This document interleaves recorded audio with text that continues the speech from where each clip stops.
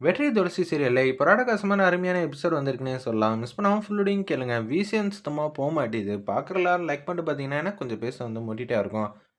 நம்ப துளசி வீட்ல வந்து அவங்க அண்ணன் 2 பேரும் வந்து அஞ்சலிக்கு வந்து கல்யாணம் பண்ணி குடுக்கலான்னு மகேஷ்க்கு வந்து யோசிச்சு வச்சுட்டு, அப்படியே ஃபேக்ட்ரியில இருக்கிற எல்லா பக்கமும் வந்து விசாரிச்சுட்டு வீட்டுக்கு வந்து வராங்க. வீட்டுக்கு வந்தோனே லட்சுமி அம்மா கிட்ட வந்து பேசுறாங்க அந்த இடத்துல. மூத்த புள்ள ரவியும், இளைய புள்ள கேசவனும் வந்து மாப்பிள்ளைய பத்தி எல்லாரும் தங்கமா சொல்றாங்க. அப்படி இப்படிங்கிற மாரி புகழ்ந்து தள்ளுறாங்க. இந்த சம்பந்தத்த எக்காரணம் கொண்டும் விட்டுறக்கூடாது. இதனால நம்பளோட எதிர்காலம் கூட சூப்பரா இருக்கும்மா அப்படின்னு சொல்றாங்க. அப்படியா சொல்லிட்டு இருக்க? ஆமாம்மா. கண்டிப்பா நம்மளோட எதிர்காலமே வந்து மாறும். குறிப்பா வந்து அஞ்சலி வந்து ராணி போல இருப்பா. இது மாரி ஒரு சம்பந்தத்த நான் வந்து மிஸ் பண்ண தயாரா இல்ல. நீங்க மட்டும் சொன்னா பத்தாதுடா. சிவராமனும் வரட்டும். அவன் என்ன சொல்றான்னு கேட்போம்ன்னு சொல்லி சிவராமன் வந்து வந்துடுறாங்க. நான் வந்து ஸ்கூல், காலேஜ் எல்லா இடத்துலயும் வந்து பார்த்து விசாரிச்சேன். அந்த பையன் வந்து ஆரம்பத்துலேருந்து நம்பர் 1 தானா, படிப்புல வந்து கெட்டிக்காரனா, அது மட்டும் இல்லாம ஸ்போர்ட்ஸ்ல கூட சூப்பரா வந்து விளையாடுவாப்லயா. இப்ப பிசினஸ்ல இந்த சின்ன வயசுல ஆயிரக்கணக்கான பேர் வந்து அவங்க ஃபேக்ட்ரியில வந்து வேலை பார்த்துட்டு இருக்காங்க. எனக்கும் இந்த சம்மந்தம் வந்து ரொம்பவே வந்து புடிச்சு போச்சு அப்படின்னு சொல்லும்போது, அஞ்சலி மாட்டும் கேஷுவலா வந்து வராங்க. வந்தோனே, "இங்க எல்லாருக்கும் இந்த கல்யாணம் பண்ணி வைக்கிறதுல முழு சம்மதம் இருக்கு. உனக்கு எப்படிம்மா? நீ சொல்லு." "அம்மா, இப்போதைக்கு இத பத்தி கேட்க வேணாம். திடீர்னு நான் இங்க வந்திருக்கேன். பார்க்குறேன்னு சொன்னீங்க. திடீர்னு வந்து கல்யாணத்த பத்தி கேட்டீங்கன்னா, நான் என்ன உங்களுக்கு விளக்கம் சொல்ல முடியும்? எனக்கு யோசிக்க டைம் வேணும்." அப்படின்னு அப்பா கிட்ட வந்து பேசுறாங்க. "ஏய், எதுவா இருந்தாலும் சொல்லுடி" அப்படின்னு சொல்லும்போது, "அம்மா, திடீர்னு சொன்னா என்னால எதையும் வந்து விளக்கி சொல்ல முடியாது. பார்ப்போம். நான் பொறுமையா சொல்றேன்னு" சொல்லிட்டு ரூம்குள்ள போயிட்டு கதவ வந்து தாப்பா போட்டுக்கிட்டாங்க. அடுத்த நாள் காலையில வந்து பொழுது வந்து விடியுது. துளசி வராங்க. "என்னடி, எப்போதும் வந்து நீ தான் எனக்கே வந்து ஐடியா, புத்திமதி, நான் ஒரு கஷ்டத்துல இருந்தா ஈஸியா வந்து சால்வ் பண்றதுக்கு எல்லாம் சொல்லுவ. ஆனா இந்த விஷயத்துல வந்து முடிவு பண்ண உனக்கு என்ன கசக்குதா? வீட்ல இருக்கிற எல்லாரும் வந்து விசாரிச்சாச்சுல்ல. உன் வாழ்க்கையும் நல்லபடியா அமையும். அது மட்டும் இல்லாம அம்மாக்கு, அப்பாக்கும் என்ன நினைச்சு தான் கவலையா இருக்காங்க. உனக்காவது காலாகாலத்துல வந்து கல்யாணம் பண்ணா நல்லா தானே இருக்கும். எல்லார் வாழ்க்கையிலயும் நடக்கிற விஷயம் தானே இது எல்லாம்" அப்படின்னு சொல்லும்போது, "உன்னை தங்க தட்டில தாங்கு தாங்குன்னு தாங்குவாங்க. பார்த்து ஒரு நல்ல முடிவா எடு" அப்படின்னு சொல்லும்போது, என் ஃப்ரெண்ட்ஸு, அப்புறமேட்டு நான் படிப்பு இதெல்லாம் எப்படி என்னால விட முடியும்? அத பத்தி தான் யோசிக்கிறேன். மகேஷ் கிட்ட முன்னாடியே வந்து பேசிடு. பேசுனேன்னு வச்சுக்கயேன், கண்டிப்பா வந்து அவர் மாட்டுக்கும் ஒத்துக்க போறாரு. "இதுல என்னடி உனக்கு இருக்கு?" அப்படின்னு சொல்றாங்க அந்த இடத்துல. "அக்கா, நீ சொல்றது எல்லாமே வாஸ்தவம் தான். ஆனா என்னால மகேஷ்ட்ட எப்படி இதெல்லாம் பத்தி பேச முடியும்? அதெல்லாம் பேசுவாங்கன்னு" சொன்னோனே, உடனே வந்து அவங்க ஃப்ரெண்ட வந்து காட்டுறாங்க, கவின. "என்னடா இது, நம்ம மாட்டுக்கு லவ்வ வந்து சொல்லியிருக்கோம்.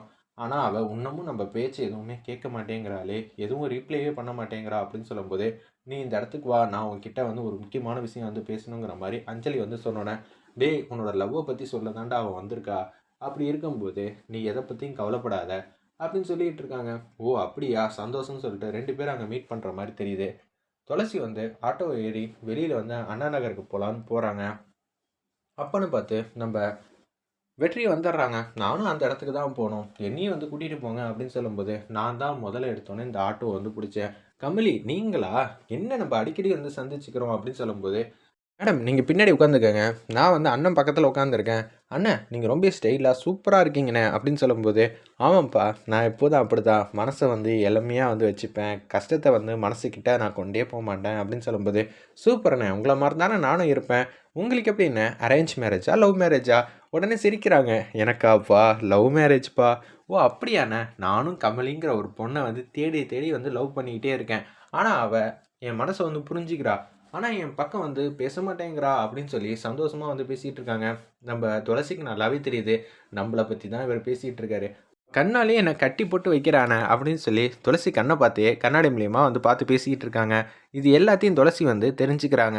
"என்னடா இது, இந்த பையன் வந்து நம்மள லவ் பண்றாரு போல இருக்கே. என்ன பத்தி இவருக்கு எதுவுமே தெரிய மாட்டேங்குது. சரி, நம்ம இனிமேட்டு இங்க இருக்க வேணாம்னு சொல்லிட்டு, அண்ணா நான் இங்கேயே இறங்கிக்கிறேன்" அப்படின்னு சொல்லும்போது, "எவ்வளோங்கிற மாரி கேட்குறாங்க."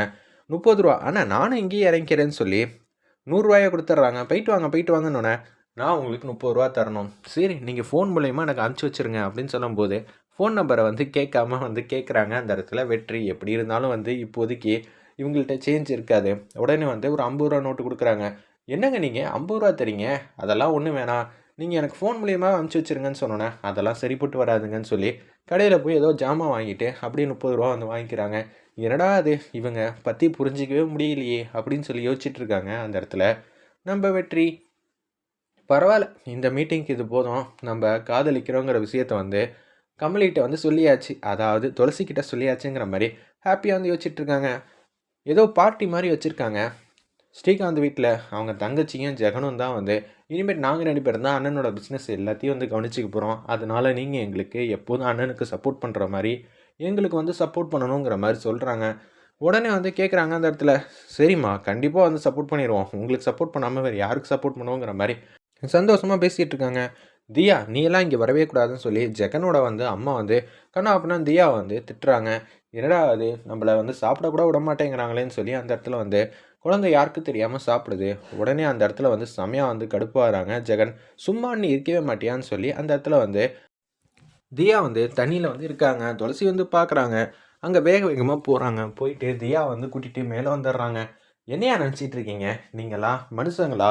ஸ்ரீகாந்த் மட்டும் இருந்திருந்தா இப்படியெல்லாம் நடந்திருக்குமா அப்படின்னு சொல்லும்போது, எங்களோடத நாங்கள் எப்படி நல்லா பார்த்துக்கணும்னு எனக்கு நல்லாவே தெரியும். தேவையில்லாமல் பிரச்சனை பண்ணுற வேலையெல்லாம் வச்சுக்காதுன்னு சொல்லி வானத்துக்கு பூமிக்கும் குதிக்கிறாங்க அந்த இடத்துல. இதை கேட்டோன்னு வந்து செமையாக வந்து கடுப்பாகிறாங்க. நம்ம துளசி எக்காரணம் கொண்டும் நான் தியாவை விட்டுட்டு போக தயாராக இல்லை. என்னையா நடக்குது இங்கே? ஸ்ரீகாந்த் உங்களுக்கு ஏகப்பட்ட விஷயம்லாம் செஞ்சு கொடுத்துருக்காங்க. நீங்கள் பத்திரமா வந்து பார்த்துக்க மாட்டீங்களா அப்படின்னு சொன்னோன்னே, ஏய் மரியாதையாக போடி, நான் இங்கேருந்து தியாவை கூட்டிகிட்டு தான் போவேங்கிற மாதிரி துளசி வந்து மாஸ் பண்ணுறப்ப, நீ கூட்டிகிட்டு போவியா? ஓகே, அதை நாங்கள் பார்த்துட்டு இருக்கோமான்னு சொல்லி மோனிகா வந்து அவங்ககிட்டேருந்து தியா வந்து வாங்கிட்டு மரியாதையாக இங்கேருந்து போனோன்னே அவங்களாலையும் எதுவும் பண்ண முடியல. அப்படியே வந்து வீட்டுக்கு வந்து வந்துடுறாங்க. ஒரு பக்கம் நம்ம அஞ்சலி இருக்காங்கள, அவங்க கவினை வந்து சந்திக்கிறாங்க. கவின் வந்து நான் உன்னை தான் லவ் பண்ணேன். இந்த விஷயத்த உன்கிட்ட ஏகப்பட்ட வாட்டி சொல்லணும்னு நினச்சேன். ஆனால் சொல்ல முடியாமல் போயிடுச்சு.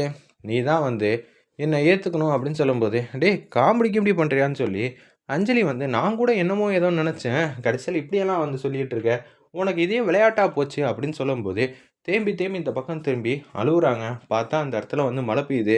என்னடா அழுவுறியா அப்படின்னு சொல்லி கேட்கும்போது, அப்படியெல்லாம் ஒன்றும் இல்லை, மழை பெய்யுது இல்லை, அதனால தான் நான் வந்து மகேஷை கல்யாணம் முடிக்கணும்னு வீட்டில் இருக்கிற எல்லாரும் முடிவு பண்ணிட்டாங்க. உன்கிட்ட கேட்காம நான் என்னோடய வாழ்க்கையில் முடிவெடுக்க மாட்டேன்ல, அதனால தான் உன்கிட்ட கேட்டு முடிவெடுக்கலான்னு நான் வந்து யோசிக்கிறேன் அப்படின்னு சொன்னோன்னே, என்னம்மா நீ இப்படியெல்லாம் வந்து சொல்லிகிட்டு இருக்க அப்படின்னு சொல்லும்போது, என்ன செய்யணும் ஏது செய்யணும்னு சுத்தமாக வந்து தெரியாமல் வந்து இருக்காங்க அந்த இடத்துல நம்ம கவினு. நான் மாட்டுக்கும் உன்கிட்ட வந்து லவ் சொன்னேன், நீ அதை கேட்க மாட்டேங்கிற. கேட்டா நீ வந்து காமெடின்னு சொல்லி யோசிச்சுட்டு இருக்க. என் வாழ்க்கை அவ்வளோதானா அப்படின்னு சொல்லி கவின் வந்து ஃபீல் பண்ணி அழுதுகிட்டே இருக்காங்க. சரிடா, உன்கிட்ட பேசினதுக்கு அப்புறமேட்டு தான் எனக்கு வந்து தெளிவு வந்துச்சு.